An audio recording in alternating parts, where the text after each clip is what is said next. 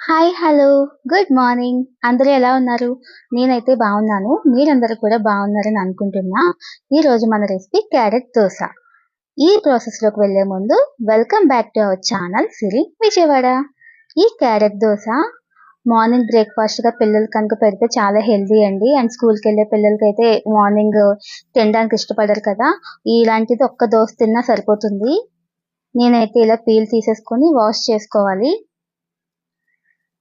Top and bottom cut చేసేసుకొని ఒకసారి wash చేసేసుకొని చిన్న చిన్న పీసెస్‌గా కట్ చేసి మిక్సీ పట్టుకోవాలి. ఈ విధంగా అయితే చిన్న చిన్న పీసెస్‌గా కట్ చేసుకోవాలి. కొంచెం వాటర్ యాడ్ చేసుకొని మెత్తగా పేస్ట్ లాగా గ్రైండ్ చేసుకుంటే సరిపోతుంది. ఇది చాలా హెల్తీ కదా! లాస్ట్ వీడియోలో నేను బీట్రూట్ దోస కూడా చేసి చూపించాను. ఇప్పుడైతే క్యారెట్ దోస చాలా సింపుల్ అండి.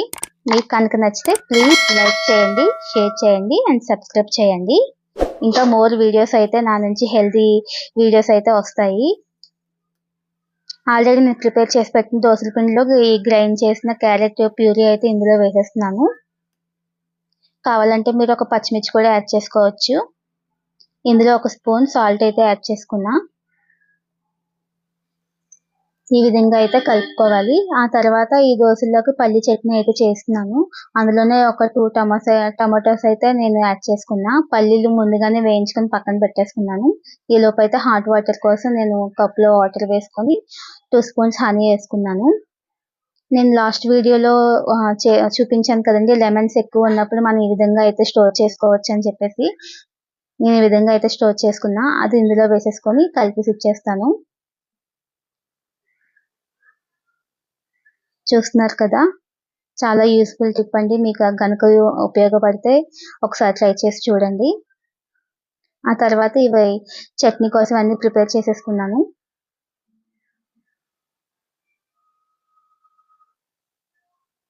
ఈ విధంగా అవి తొక్కలు వలిచేసుకొని మిక్సీ జార్‌లో వేసుకొని రెడీ చేసేసుకోవడమే. ఇందులో కొంచెం సాల్ట్ అని ఒక చిన్న స్పూను షుగర్ కూడా యాడ్ చేసుకుంటాను నేను చట్నీలోకి. మార్నింగే ఇలా ఒక్క దోస తిన్న వాళ్ళు క్యారెట్ గానీ, బీట్రూట్ దోస గానీ తిన్న వాళ్ళకి పొట్టయితే ఫుల్‌గా ఉంటుంది. హ్యాపీగా అయితే క్లాస్‌లో యాక్టివ్‌గా ఉండడానికైతే ఉంటారు. చాలా యాక్టివ్‌గా ఉంటారు.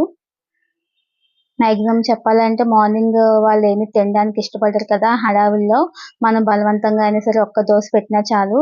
చాలా యాక్టివ్‌గా ఉంటారు. పొట్ట కూడా చాలా ఫుల్‌గా ఉంటుంది. తర్వాత స్టవ్ ఆన్ చేసుకొని పాన్ పెట్టేసుకోవాలి. ఈ విధంగా ఆనియన్‌తో ఒకసారి రబ్ చేసుకుంటే దోసలనేవి చాలా బాగా వస్తాయి. ఇప్పుడైతే మనం క్యారెట్ దోస అయితే వేసి చూపిస్తున్నాను.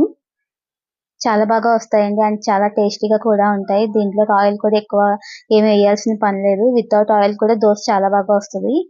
నేనైతే ఆయిల్‌తో వేసి చూపిస్తున్నాను. చూస్తున్నారు కదా! చక్కగా ఆరెంజ్ కలర్‌లో నీట్‌గా చాలా బాగా వచ్చింది. ఈ కలర్ అట్రాక్టివ్‌గా ఉండడం వల్ల పిల్లలు కూడా తినడానికి కొంచెం ఇష్టపడతారు. మీకు కనుక నచ్చితే కనుక మీరు ఒకసారి ట్రై చేసి చూడండి. ఇలా ఒక్కొక్కటి వేసేసుకొని పిల్లలకిచ్చేస్తే హ్యాపీగా తింటారు. నా వీడియోస్ కనుక మీకు నచ్చితే ప్లీజ్ లైక్ చేయండి, షేర్ చేయండి అండ్ సబ్స్క్రైబ్ చేయండి. నన్నైతే సపోర్ట్ చేయండి. And thank you for watching. Next వీడియోలో మళ్ళీ కలుద్దాం.